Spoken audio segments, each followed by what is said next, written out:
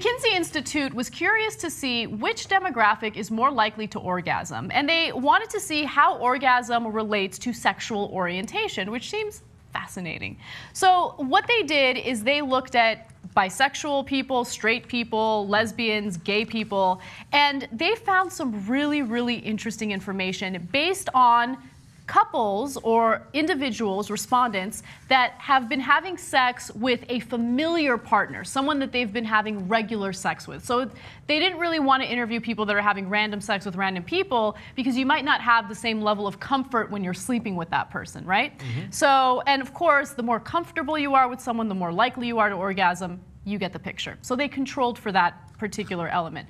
Here's what they found. Existing literature demonstrates substantial variation in orgasm experiences among women and to a lesser but not inconsequential extent among men. The current study confirms existing findings and advances our understanding of orgasm occurrence among men and women across self-identified sexual orientation categories. All right, so lots of fancy stuff there. Here's the interesting stuff, all right? I just like that somebody wrote a sentence that involved the understanding of orgasm occurrences.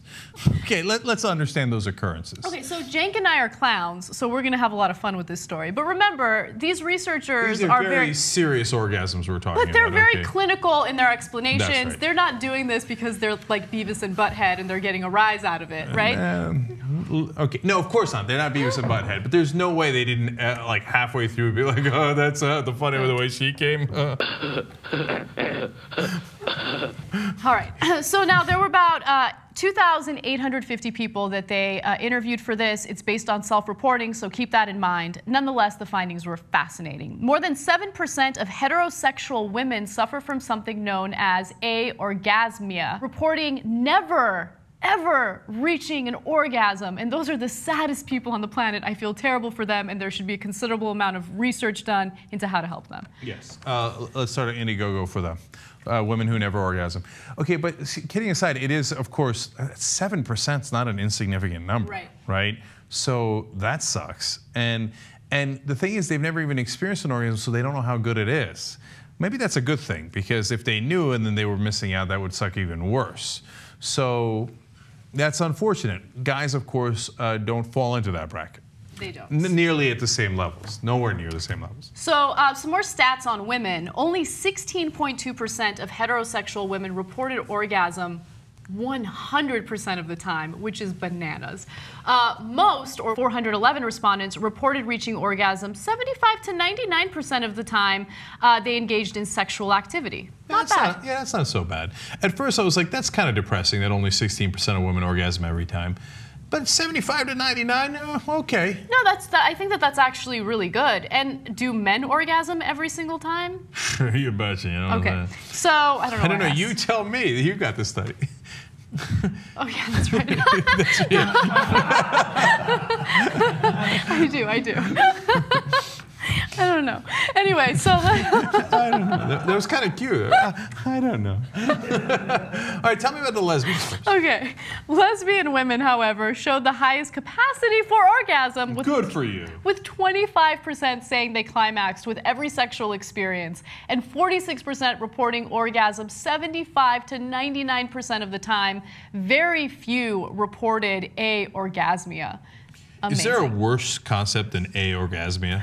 I mean, it sounds as bad as it is, yes. right? Now, look, good for the lesbians. You know, I have theories, not theories, hypotheses. Well, of course. We're all going to have the same one. Go ahead. No, you go. Okay, all right. Because they're familiar with the terrain. Yeah, and also, yes, they're familiar with the terrain, and also I think that when it comes to lesbian sexual interactions, there's more likely to be cunnilingus, right? And that's an interesting theory. Okay. You thought I wasn't going to have an interesting point, but I did. Okay. So there's going to be oral sex, and there's going to be more stimulation of the clitoris, and of course that's what leads to orgasms for a lot of women, not every woman, obviously, from the statistics I gave you. So yeah, no, you're right, because a lot of guys are goofballs, and they think, oh, I'll fuck her and I'll fuck her good, yeah. No, but hold on now, wait a minute now. You might want to think about the clit a little bit, right? Just calm down, not big a little bit, a lot of it. Right. Yeah. Whereas women aren't knuckleheads like that. They know what makes them feel good, and they think, oh, wait, I got an idea. Why don't I do that to her? and they'll probably be a little bit more patient. Now, again, it's a little bit hypothesis here. And like, you know, take your time, figure out what's working. It's a little more sensual. Oh, and they'll talk to one another. You know what I mean? Guys aren't going to talk. They'll be like, oh, I'm going in hard, right? Whereas women are going to be like, oh, does this feel good? Oh yeah, let's continue down that path. I think for all couples, regardless of sexual orientation, the most important thing is communication. So how comfortable are you? How comfortable are you with your partner? Do you communicate what you want, how you want it, when you want it? You know, all those things are really important. And I think a lot of people, because of shaming in the press and all that other stuff, feel uncomfortable expressing what they want. But just tell him or tell her, like, this is how I like it. And oftentimes, if you're with the right partner, they will be receptive. All right, now let's go to men's orgasmic experiences. All right, so overall, men's orgasmic experiences showed less variation. Few men reported orgasmia, and all 3 sexual orientations were concentrated in the top 2 brackets. So the top 2 brackets, remember, is you either come 100% of the time or 75 to 99% of the time. Yeah. So almost all men come 75% of the time or more, okay? I'm sorry, have an orgasmic occurrence. Okay, to be more technical about it. So this, of course, is the least surprising finding in the study. The sex. I remember one time I hooked up with a girl, and I went to work, right? And she reached the conclusion that she wanted to reach. Okay. And then she did not reciprocate, and I was puzzled by that. I was like, so that's it? We're done? We're gonna go home? We're talking about oral sex. No, we went to work, okay? So wait, why are we, okay, so she came and then, after she came, she just wanted to stop? She's like, yeah, all right, let's wrap it up. Okay, I'll see you later, okay? So how did you respond to that? I was like, fascinating. Okay, well then that happened. Okay, I probably went and got a banana cream pie. Anyway, so I was surprised. I was fascinated by that approach. And then I thought, my God, how often does that happen to women? Yeah. Probably a lot, right? Because oftentimes the sexual experience will end when the man orgasms. So it's unsurprising that he orgasms a great majority of the time. And then a lot of times the knuckleheads will forget, oh, right, she's supposed to come too, right? Yeah.